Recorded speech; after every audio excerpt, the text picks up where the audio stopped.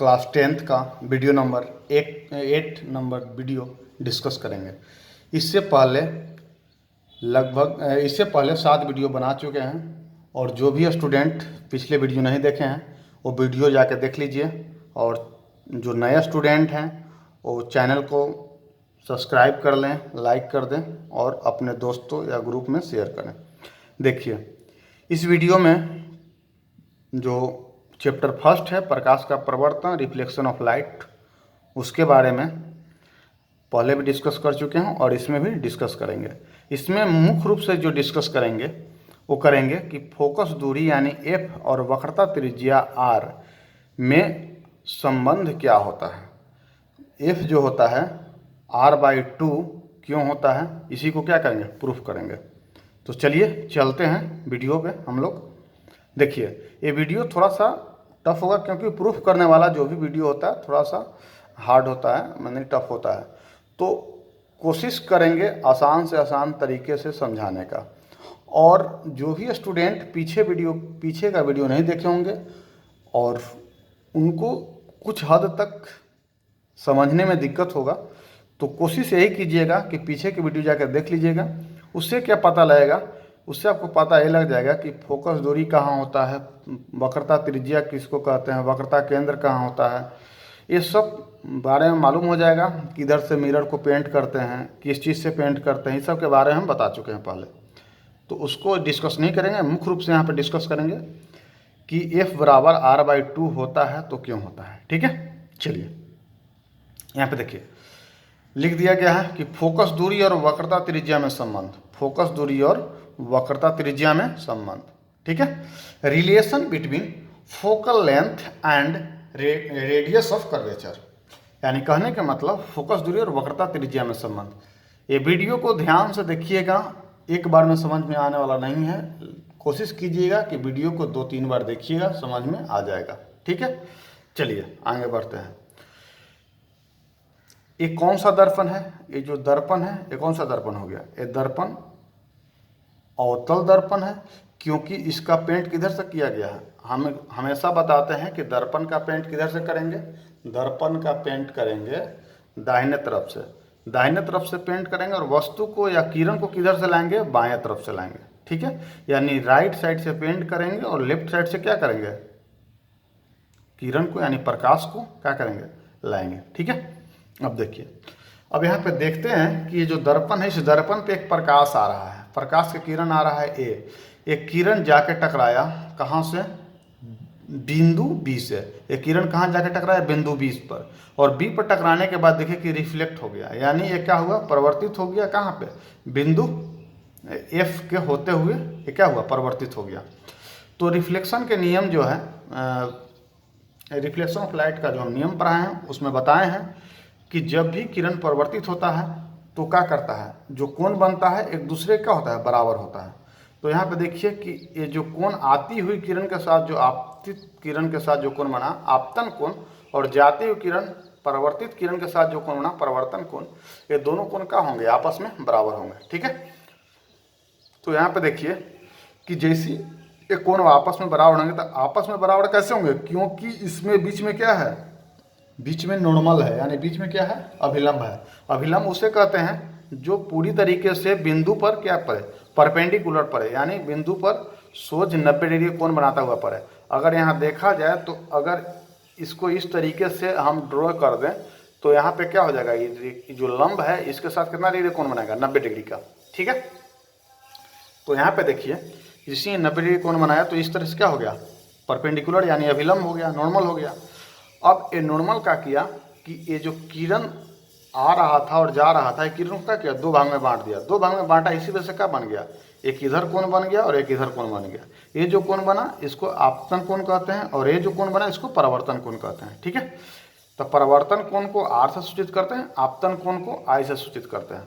अब देखिए यहाँ पे क्या हुआ कि हम लिख सकते हैं कि कोण ABC, क्या लिख सकते हैं, कोण ABC जो बराबर होगा कोण किसके, CBF के, कोण ABC बराबर होगा कोण CBF के। मेरी बातों को ध्यान से सुनिएगा, ठीक है, क्योंकि ये जो प्रूफ कर रहे हैं इसमें जहाँ इधर उधर ध्यान भटका तो फिर अधूरा जाइएगा। तो यहाँ पे देखिए कोण ए बी सी जो है वो किसके बराबर होगा, कोण सी बी एफ के, इसके बराबर होगा।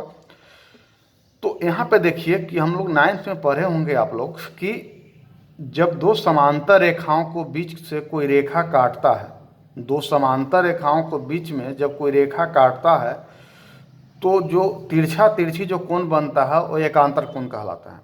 ठीक है, अब देखिए ये जो रेखा है इस रेखा को क्या हुआ, समांतर हो गया। ये जो रेखा है इस रेखा का समांतर कर सकते हैं। तो जैसे इस रेखा का समांतर हुआ तो एक कोई ना कोई एक रेखा इसको काटा। ये जो रेखा सी और बी ये क्या किया, इसको कट किया। तो कट किया तो तिरछा तिरछी का जो कोण बना, कौन सा कोण बना, एकांतर कोण।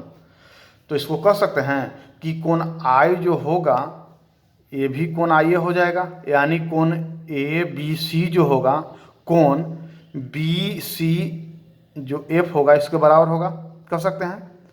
तो यही बात को यहाँ लिख दिया गया है कि कोण ए बी सी जो होगा कोण बी सी एफ का क्या होगा, बराबर होगा। कोण ए बी सी के इसका बराबर होगा, कोण सी बी एफ के क्या होगा, बराबर होगा।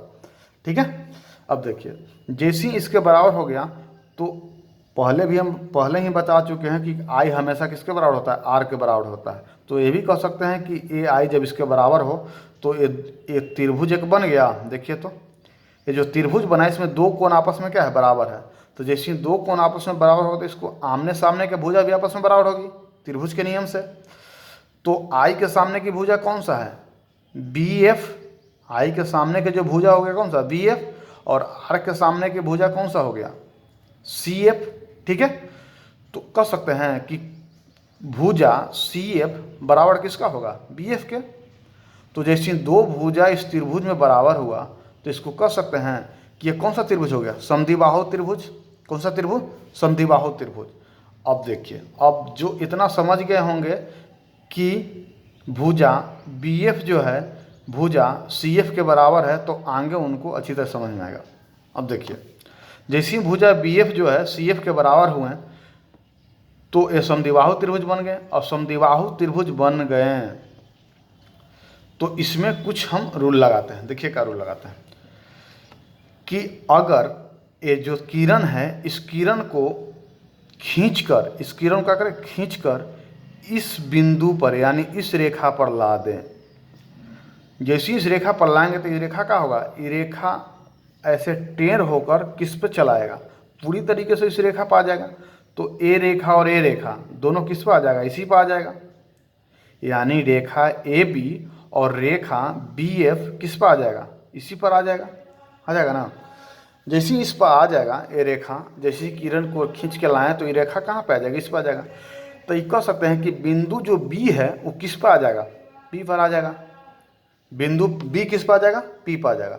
जैसे बिंदु बी जो है पी पर आ गया तो कह सकते हैं कि ये जो बिंदु बी पी पर आ गया तो बिंदु पी कहें या तो बिंदु पी कहें, बिंदु बी कहें या तो बिंदु पी कहें, कोई मतलब नहीं बनता है, दोनों एक ही है।